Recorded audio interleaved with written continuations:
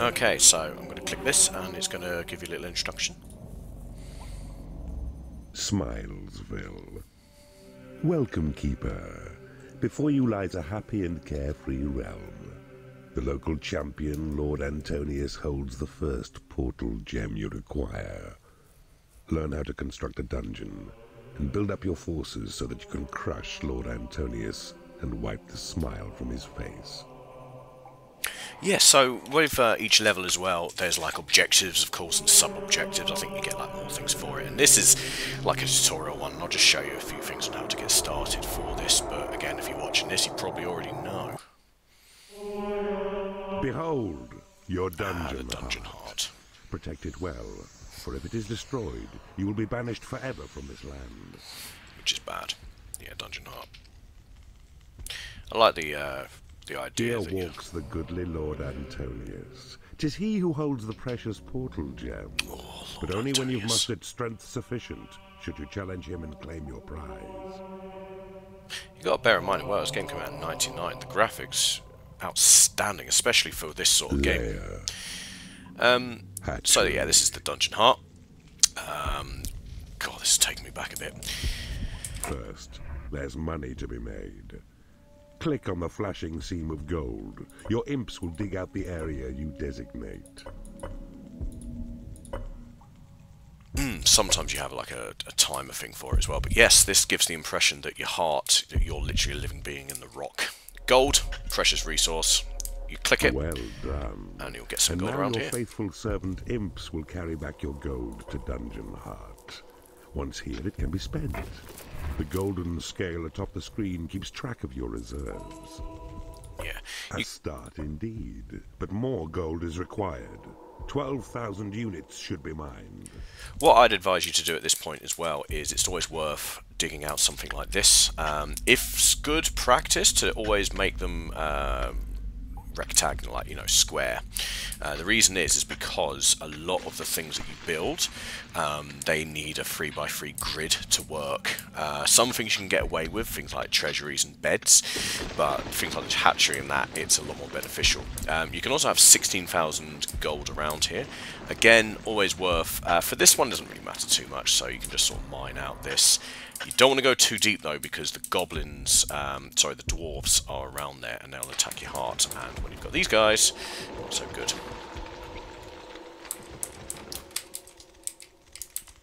Yeah, so I'm still getting used to the controls. It's been a while since I played. And as you can see as well, they'll tap around like this.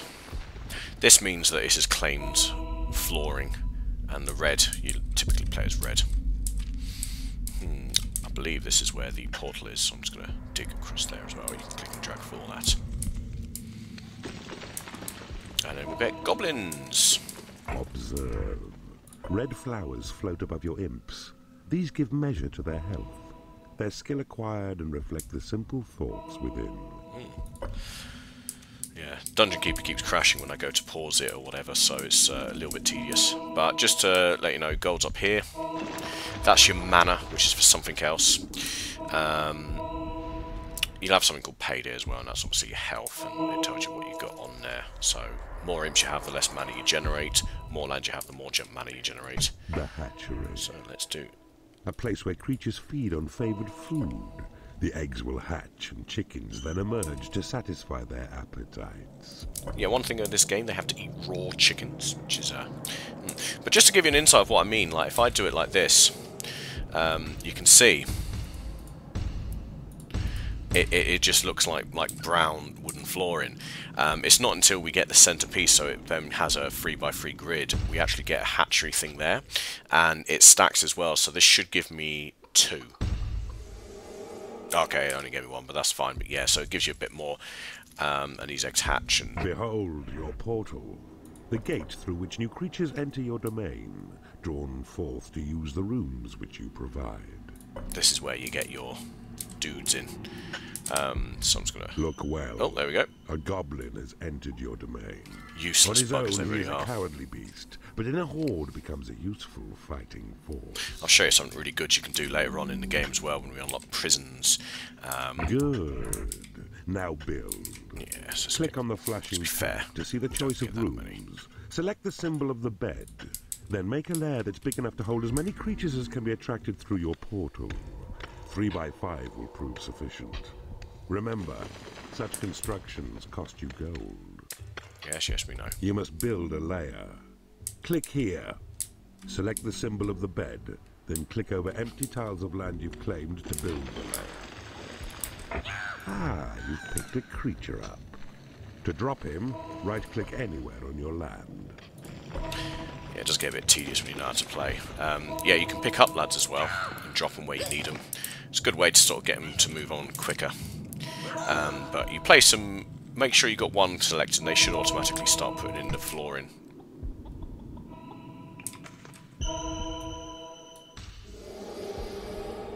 I think that wants me to build a bed over there.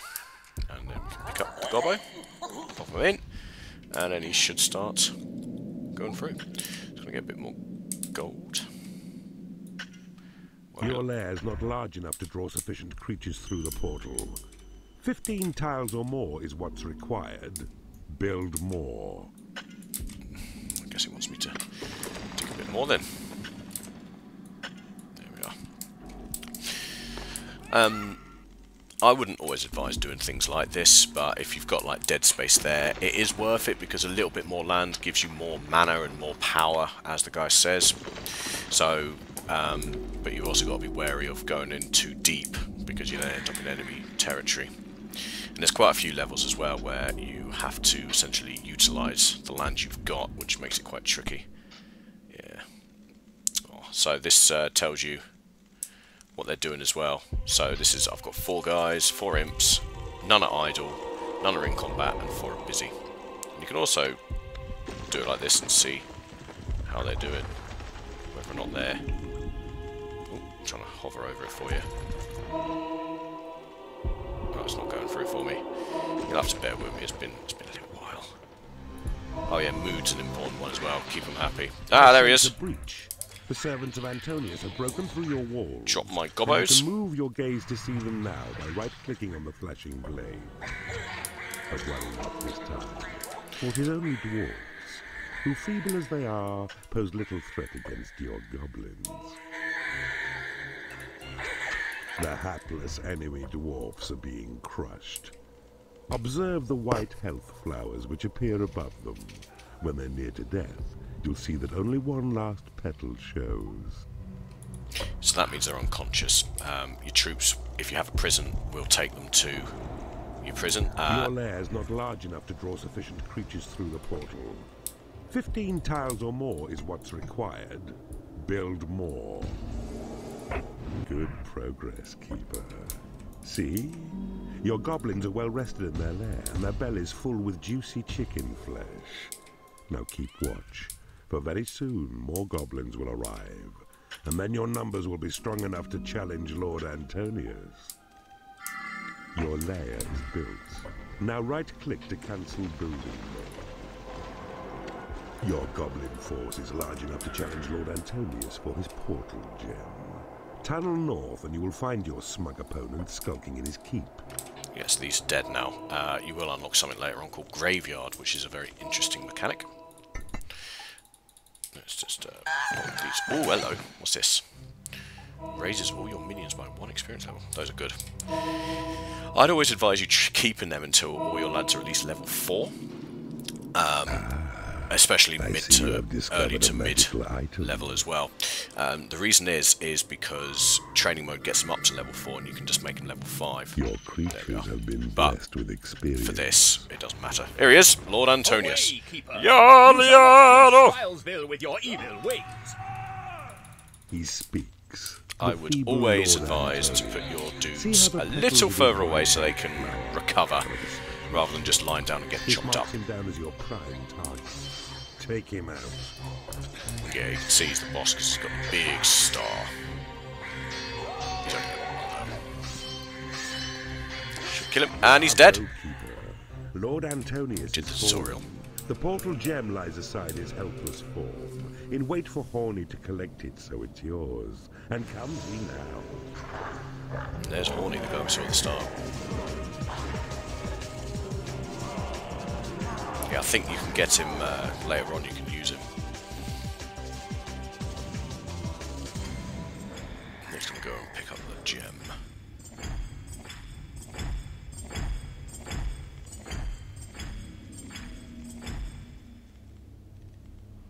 Okay, he's stacked.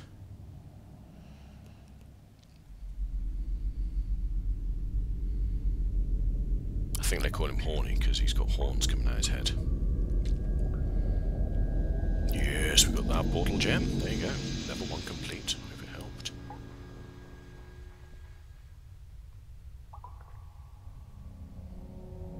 Devise new spells in the library.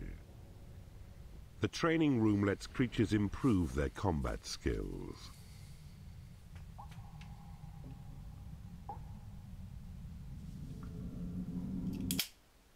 Hot lips. That's a mistress. Basically, you've got a unit in this game that are basically dominatrix. They're pretty good, actually. Well done, Keeper. You have successfully ended the life of Lord Antonius, and you have claimed your first portal gem as well. This is a most promising start. There we go. And then you get to see what you've done afterwards as well. Hope you enjoyed it. Oh, I get to put my name in now. Let's try. Dodger. Oh, it's gone away. Where's it gone? Ah, there we go. Excellent. Cool. That's level 1 complete.